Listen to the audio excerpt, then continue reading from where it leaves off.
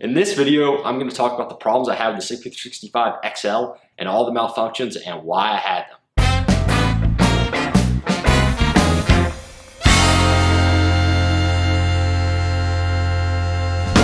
Harrison Jones with Harry's Holsters here.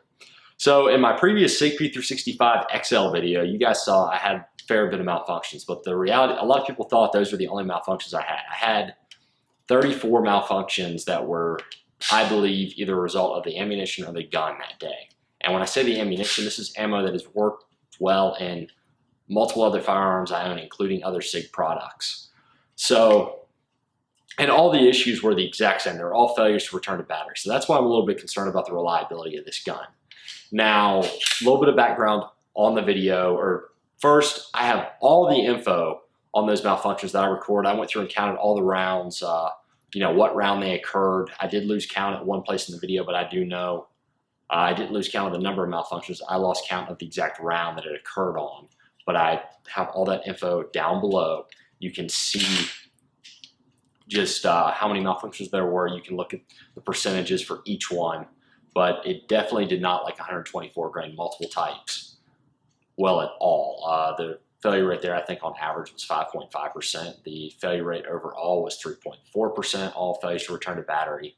And 1 out of 400 rounds had a failure to return to battery with 115 grain. I have talked to other people that have this gun, and a couple of them have had issues with failure to return to batteries, and they had those, one of them at least had those right off the bat, like in the first 10 to 20 rounds fired through it ever. I shot this gun 64 rounds over an hour and a half before I started the 1,000 round video.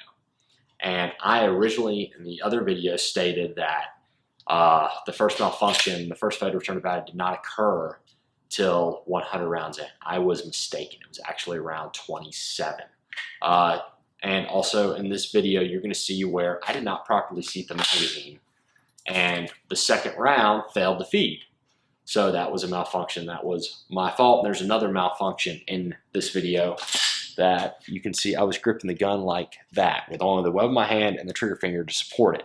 And the reason that's important, that was simulating limp wrist testing. That is an extreme limp wristing activity. So you can, I would not consider that the fault of the gun. It would be a sheer error. But I've gone back through and looked at the rest of these weak hand and strong hand only grips. They all look pretty freaking solid. So, and also there's plenty of two-handed malfunctions as well. And for the one-handed, weak hand, and all the strong hand and weak hand only grips, all the fanboys of SIG are going to tell me that it was limp wristing. I think everybody can look at the video and they can see that if it's limp wristing, this gun's extremely sensitive to it. But then I can run literally limp wristing tests for 2 or 3 mags, and you don't see a malfunction. So I really don't think that's the issue. I think it's more, this gun is not set up for the tolerances of regular ammo. It's very narrow with the amount of ammo that it will handle. I hate that this gun did not work out of the box like I expected it to. I really thought I'd hoped SIG would have their stuff together better, knowing what happened. And also for anybody that wants to sit there and claim that I set this up or anything like that, because I've already gotten a couple of those comments, and they just, if you can do that and you can't provide any proof or any reasonable suspicion, any reasonable reason to believe that, like if somebody makes a good comment, I'm not going to delete it or block you or anything. But if somebody just makes a stupid comment, you're going to get blocked, you're going to get deleted. What it comes down to, though, is I've got an hour and 10-minute footage of me looking like an idiot for half of it, sitting there talking in incomplete sentences, incomplete thoughts. I'm thinking more in my mind than I'm talking with my mouth, but I'm still talking with my mouth a little bit.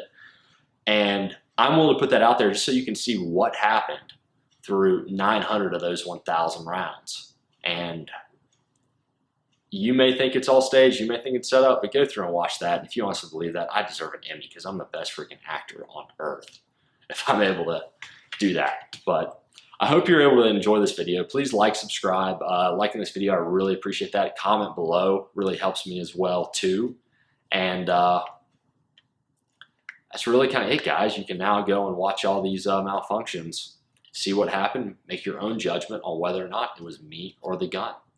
One last thing I want to say to you guys, the SIG P365XL with the one-handed only, I shot the Glock 43X and the 48. Had roughly 1,000 rounds shot myself or more that day that I shot those two guns. So fatigue should be identical to shooting this gun. And I didn't have any issues with failure to return to battery with those. I had one light primer strike at 500 rounds with the Glock 48. That was more than likely an ammo issue. So just something to take into account, guys. I really appreciate you watching this video. Now enjoy. Okay, guys, so here's what we are working with today. We've got the start of the show, the SIG P365XL. We've got a Harry's Holsters Executive in the single clip configuration with some white accent hardware. And we've got 100 rounds of 124 grain Lawmen, 300 rounds of 124 grain Blazer brass. We've got 400 rounds of 115 grain Independence ammo. And we've got 200 rounds of 124 grain NATO spec PPU. And all this was carried to the range in my Lynx Defense range bag made in the USA. Not many range bags can say that. And we've got two 12-round mags that came with the gun and four 15-round mags that we're going to be doing this 1,000-round test in. All those are marked. That was my fault, being honest here. The magazine was not fully seated. And part of that, something I'll bring up here, this grip is just a little bit shorter than, say, something like a G48, which I can see people with larger hands having problems with. I've got pretty average size hands for a 6 foot, 5'11", height male. So if you got smaller hands, you would not have an issue, but it can be a little bit hard to seat the mags on this gun.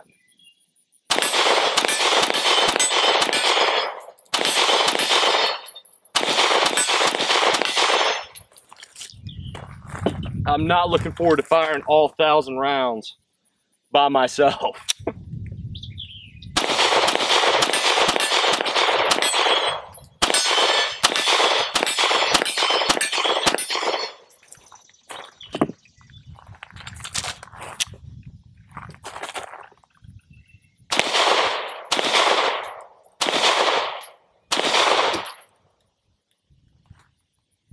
First malfunction, that was weekend only, could have definitely.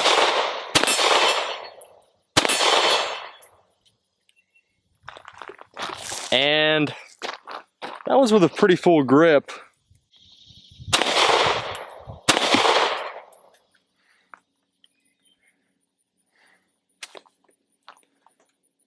Battery. The feed ramp looks clean. I don't have the kind of lens or the filming ability to show you inside the barrel, but everything I can see looks good. So I'm hoping it's just the ammo.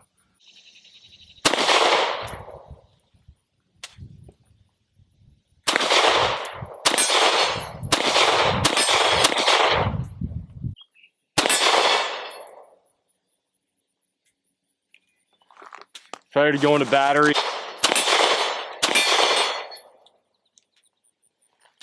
Failure to go into battery. Failure to go into battery.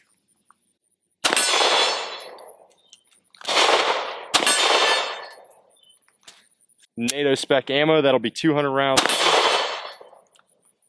Failure to go into battery, and I know that wasn't Limp wristband.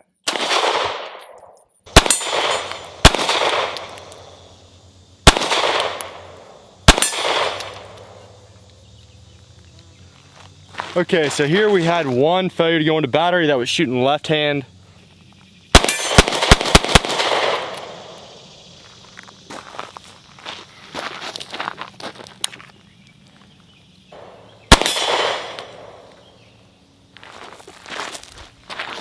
Another failure to go into battery.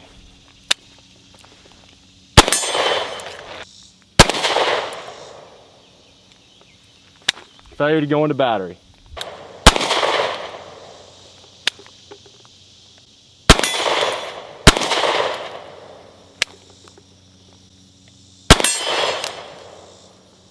You can feel that one just barely go back into battery.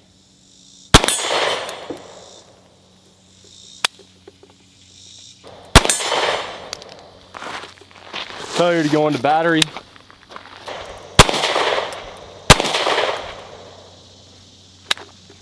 Failure to go into battery.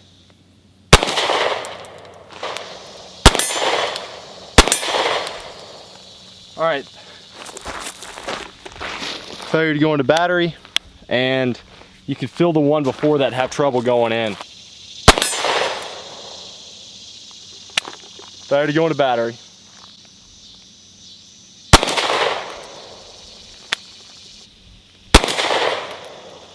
Failure to go into battery.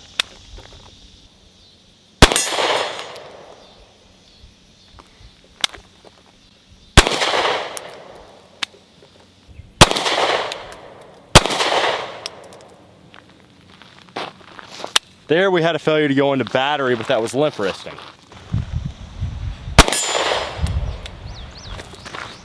Failed to get back into battery, but finally slid back in. Did the same thing.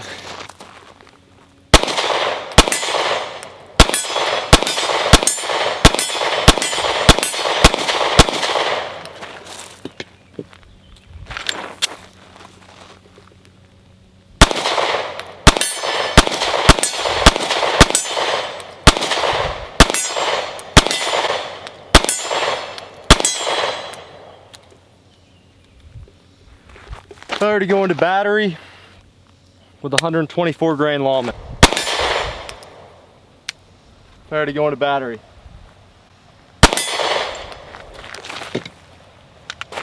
Last 15 rounds, so far 3 failures to go into battery.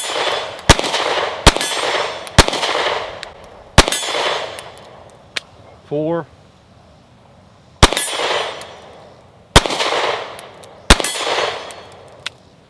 5.